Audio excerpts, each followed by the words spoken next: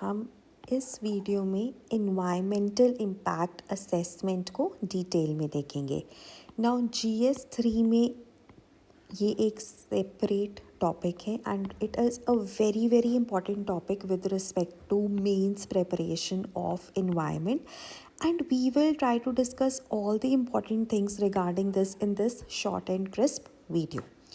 So let's start with what is environmental impact assessment. अब ना it is seen as a tool, it is seen as a decision making tool, it is seen as a management tool. अब tool कुछ आपकी help करता है कुछ जानने में, कुछ करने में। तो EIA किस में हेल्प कर रहा है? वो बेसिकली हेल्प करता है कि किसी भी प्रोजेक्ट को शुरू करने से पहले उसके क्या इम्पैक्ट्स होंगे, स्पेशली इन्वायरमेंटल इम्पैक्ट्स क्या होंगे, आपको वो बिफोर हैंड ही बता देता है, ताकि अगर तो बहुत ही एडवर्स इम्पैक्ट्स हैं तो आप वो प्रोजेक्ट को नहीं कैरी आउट करोगे, लेकिन अगर मिनिमम इम्पैक्ट्स हैं तो आप उन इम्पैक्ट्स को और कम करोगे before starting that project. So that is what the purpose of EIA is. So it not only tells you about the environmental impacts, it will also help you to assess the social and the economic impacts. So this is where the EIA it lies. EIA को ना आप ऐसे भी कह सकते हो कि it is a tool for ensuring optimal use of the natural resources, कि आप जो नेचुरल रिसोर्सेज हैं उनको ऑप्टिमली यूज़ करो एंड EIA उसमें हेल्प करेगा। इवेंचुअली आप इसको ऐसे लिख सकते हो कि ये आपको सस्टेनेबल डेवलपमेंट में हेल्प करने का भी एक टूल है। मल्टीपल वेज हैं to express के what EIA is. Either you can say that it will help you to identify these impacts of a project, or it will help you to optimally use the natural resources and aid in sustainable development. अब अगर हम इसका ना evolution देखें, सबसे पहले 1969 में USA में it was introduced with the implementation of NEPA. ठीक है, नेशनल इन्वायरमेंटल पॉलिसी एक्ट 1969 में जब इम्प्लीमेंट की गई थी तो उसके साथ EIA को इंट्रोड्यूस किया गया था। तो सबसे पहले USA में इसकी इंट्रोडक्शन हुई, फिर ग्लोबल लेवल पर वर्ल्ड बैंक ने 1989 में इसको अडॉप्ट किया फॉर मेजर डेवलपमेंट प्रोजेक्ट्स।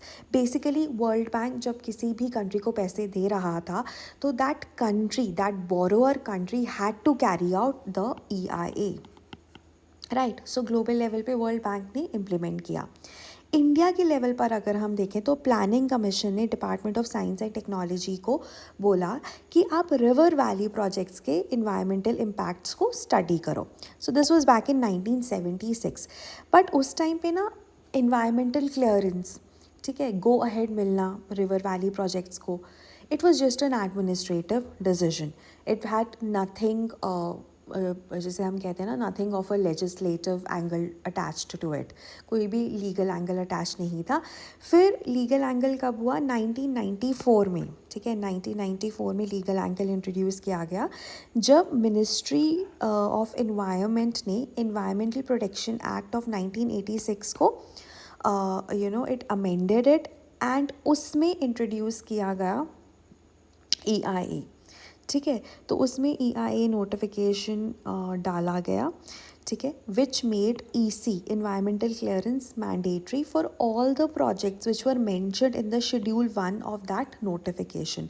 तो EIA का जो नोटिफिकेशन है वो पहली बार 1994 में आया।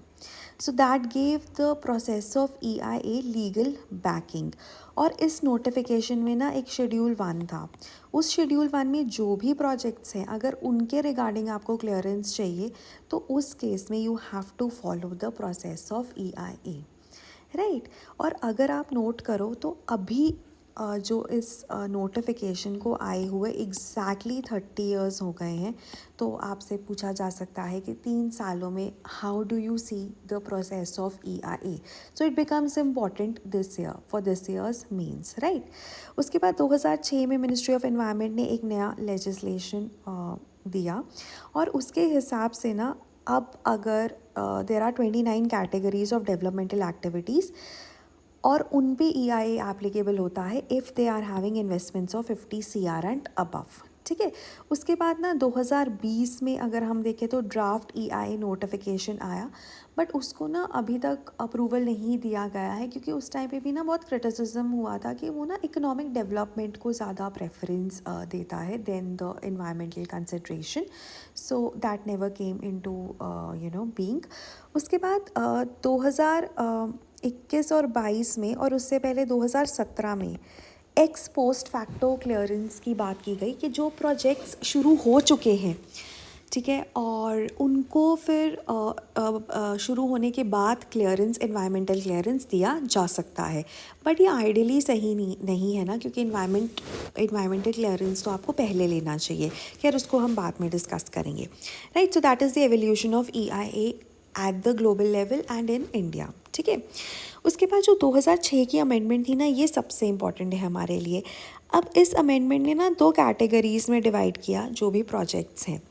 अब जो पहली कैटेगरी है ना, उसमें आपको प्रायर इन्वायरमेंटल क्लियरेंस चाहिए ही चाहिए। मतलब जो प्रोजेक्ट्स कैटेगरी ए में आते हैं उनको ना शुरू होने से पहले ही EC चाहिए, इन्वायरमेंटल क्लियरेंस चाहिए। और किससे चाहिए? एक्सपर्ट अप्रेजल कमेटी से चाहिए। और ये एक्सपर्ट अप्रेजल कमेटी ना सेंट्रल गवर्नमेंट के लेवल पर है, मिनिस्ट्री ऑफ इन्वायरमेंट के लेवल पर है। तो आप अगर एक्सपर्ट अप्रेजल कमेटी आपको गो अहेड देती है, ठीक है, गवर्नमेंट को गो अहेड देती है, तो उसके बाद मिनिस्ट्री ऑफ इन्वायरमेंट या सेंट्रल गवर्नमेंट इन्वायरमेंटल क्लियरेंस देंगे and that project can start, ठीक है। वो प्रोजेक्ट शुरू किया जा सकता है, इनिशिएट किया जा सकता है। So this is done for all the category A projects. और जो कैटेगरी बी प्रोजेक्ट्स हैं ना, उनको भी EC पहले ही चाहिए, लेकिन उनको स्टेट या UT environment impact assessment authority से चाहिए, ठीक है। यहाँ पर जैसे सेंट्रल गवर्नमेंट से चाहिए, यहाँ पर स्टेट लेवल पर जो इन्वायरमेंट इम्पैक्ट असेसमेंट अथॉरिटी है उससे चाहिए। और ये जो है ये कब आपको अप्रूवल मिलेगा? जैसे सेंट्रल लेवल पर आपके पास एक्सपर्ट अप्रेजल कमेटी थी, स्टेट लेवल पर आपके पास state level expert appraisal committee है, SEAC, ठीक है। सो कैटेगरी बी प्रोजेक्ट्स में जो आते हैं उनको स्टेट लेवल पर डील किया जाता है और कैटेगरी ए वालों को सेंट्रल लेवल पर। So I hope that is clear. उसके बाद ना अगर हम स्टेजेस की बात करें तो सबसे पहले स्क्रीनिंग होती है। स्क्रीनिंग होता है कि weather a project requires N EIA। देखो पहली चीज़ है कि उस प्रोजेक्ट को ना शेड्यूल 1 ऑफ नोटिफिकेशन ऑफ 2006 में आना होगा। अगर वो उस नोटिफिकेशन के शेड्यूल 1 में आता है तो उसको फिर EIA चाहिए। And once you have decided that जो ये इसको EIA चाहिए, तो आपको ये डिसाइड करना है कि वो कैटेगरी ए है या कैटेगरी बी है। कैटेगरी ए को भी मैंडेटरी EC चाहिए, मैंडेटरी इन्वायरमेंट क्लियरेंस चाहिए, लेकिन जो कैटेगरी बी प्रोजेक्ट्स हैं ना उनको फर्दर 2 में डिवाइड किया गया है। B1 को चाहिए EIA और B2 को नहीं चाहिए EIA, ठीक है। So you have category A and category B projects. अब आपको स्क्रीन करना है कि पहला क्या वो प्रोजेक्ट EIA की उसकी रिक्वायरमेंट है, फिर क्या वो कैटेगरी ए है या कैटेगरी बी है। कैटेगरी ए है तो आप करोगे EC के लिए आपको EIA करना पड़ेगा, लेकिन अगर कैटेगरी बी है तो फिर आप फर्दर B1 और B2 में देखोगे। अगर B1 है तो चाहिए, B2 है तो नहीं चाहिए। उसके बाद डिपेंडिंग अपॉन, अगर ए है तो एक्सपर्ट अप्रेजल कमेटी, अगर बी है तो स्टेट एक्सपर्ट अप्रेजल कमेटीज़ उन प्रोजेक्ट्स को जो है उनके डिटेल्ड टर्म्स ऑफ रेफरेंस को डिवाइस करेंगे एंड उसके बेसिस पर कंसर्न्स एड्रेस किए जाएंगे, ठीक है। मतलब पॉइंट ये है कि डिटेल्ड EIA रिपोर्ट बनेगी स्कोपिंग के केस में। एंड फाइनली पब्लिक कंसल्टेशन होगा, जिसमें कि जो लोग इफ़ेक्ट होंगे इस प्रोजेक्ट से उनके कंसर्न्स को एड्रेस किया जाएगा, ठीक है। एक पब्लिक हियरिंग भी होगी फॉर एड्रेसिंग देयर कंसर्न्स, ठीक है। ये पब्लिक कंसल्टेशन में है। एंड फाइनली अप्रेजल होगा कि एक जो स्टेट एक्सपर्ट अप्रेजल कमेटी है या एक्सपर्ट अप्रेजल कमेटी है वो डिसाइड करेगी कि वेदर अप्रूवल देना है या अप्रूवल नहीं देना है। और अगर अप्रूवल दिया जा रहा है या नहीं दिया जा रहा, वो प्रेरोगेटिव सेंट्रल गवर्नमेंट और स्टेट गवर्नमेंट का ही होगा, ठीक है।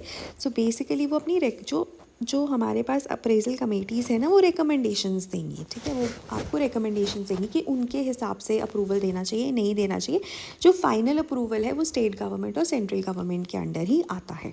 तो ये ना हमारे पास स्टेजेस हैं। उसके बाद ना कुछ एग्जेम्प्टेड प्रोजेक्ट्स भी हैं, जैसे hydro electric projects, under 25 megawatts, small and medium cement plants, ठीक है, MSMEs, मतलब कुछ हमारे पास ऐसे प्रोजेक्ट्स हैं जो एग्जेम्प्टेड भी हैं। You can make a list of 3-4 और आप अपने मेंस में उसको लिख सकते हो। अब हम आते हैं जो सबसे इम्पॉर्टेंट है कि EIA प्रोसेस क्या सक्सेसफुल है, ठीक है। तो ऑब्वियसली देखो, मैं तो यही कहूँगी कि EIA प्रोसेस एक काफ़ी इम्पॉर्टेंट चीज़ है, एक टूल है to know the environmental impacts. और ना अगर हम बात करें उन प्रोजेक्ट्स की जिनको एक्सपैंड करना है और मॉडर्नाइजेशन करनी है ना, मतलब थोड़ा आप जिसे कहते हैं ना हम कि थोड़ा बेटर करना है, उनके केस में भी EIA रिकमेंडेड है अगर वो projects are mentioned in the schedule 1 of the notification. फिर उसके बाद ना ये आइडेंटिफाई करने में हेल्प करता है इन्वायरमेंटल इम्पैक्ट्स को अर्ली स्टेज पे, ताकि ना आप even if you got an EC, आपको इन्वायरमेंटल क्लियरेंस मिल गया, बट आपने ना फिर भी इन्वायरमेंटल इम्पैक्ट्स को तो रिकग्नाइज़ किया है। अब जितने भी वो थोड़े बहुत इन्वायरमेंटल इम्पैक्ट्स हैं, आप उनको you can take care of those environmental impacts, you can carry out efforts to reduce those environmental impacts. तो उसमें हेल्प करता है, पब्लिक पार्टिसिपेशन को प्रमोट करता है, एक तरह से पब्लिक ट्रस्ट और अकाउंटेबिलिटी को भी प्रमोट करता है। अब आते हैं वीकनेसेस पे। वीकनेसेस में ना ये है, जैसे जो स्मॉल साइज प्रोजेक्ट्स होते हैं ना, जैसे लेस देन 50 CR वाले, अब उनका भी ना कई स्मॉल साइज प्रोजेक्ट्स का ना इन्वायरमेंटल इम्पैक्ट बहुत होता है, बट वो एग्जेम्प्टेड है, ठीक है। तो ये थोड़ा इसका वीकनेस है। उसके बाद ना नेशनल लेवल पर कोई रेगुलेटर नहीं है, उसकी वजह से ना EIA उतना ज़्यादा सक्सेसफुल नहीं है। और ये सुप्रीम कोर्ट ने ना 2001 में देयर वाज अ केस, ये आपको ऐसे ही याद करना पड़ेगा, लफार्ज उमियम माइनिंग केस था, ठीक है, लफार्ज उमियम माइनिंग केस 2011 का केस था। और उसमें सुप्रीम कोर्ट ने बोला था EIA इसलिए इतना सक्सेसफुल नहीं है क्योंकि नेशनल लेवल पर एक रेगुलेटर नहीं है। उसके बाद ना बहुत बार ऐसा देखा गया है कि जो EIA रिपोर्ट्स है ना, उनमें जो क्योंकि डेटा के बेसिस पर ही हम डिसाइड करेंगे इन्वायरमेंटल इम्पैक्ट क्या है क्या नहीं, बेसलाइन डेटा होना तो बहुत ज़रूरी है। तो उस केस में ना ऐसा देखा जाता है कि जो EIA रिपोर्ट्स है ना, वो इनकम्प्लीट है, इनएक्यूरेट है या बायस्ड है, जिसकी वजह से हम पूरा कंप्लीट EIA नहीं कर पाए, अच्छे से नहीं कर पाए। So that is one of the inadequacies of EIA।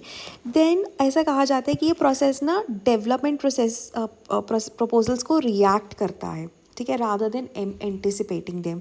तो रिएक्टिव है EIA प्रोसेस, ठीक है। उसके बाद जो EIA प्रोसेस है ना, वो कौन फाइनेंस करता है, वो जो जिस प्रोजेक्ट को अप्रूवल मिलना है ना, वही फाइनेंस करेगा EIA प्रोसेस को। तो उस केस में देखा जाता है कि वो जो लोग होते हैं ना, वो जो प्रोजेक्ट प्रोपोनेंट्स होते हैं, वो एक तरह से इन्फ्लुएंस करते हैं ताकि डिसीजन हमेशा प्रोजेक्ट के फेवर में आए, कि प्रोजेक्ट को अप्रूवल मिले। तो वो भी हम देखते हैं EIA का एक नेगेटिव पॉइंट है, एक्सपर्टीज़ का लैक है। और ना कई बार ऐसा देखा गया है कि EIA को ना फॉर्मेलिटी ही माना जाता है, more than that it is nothing, right. But obviously as an aspirant आपको पॉजिटिव्स और नेगेटिव्स दोनों मेंशन करने हैं।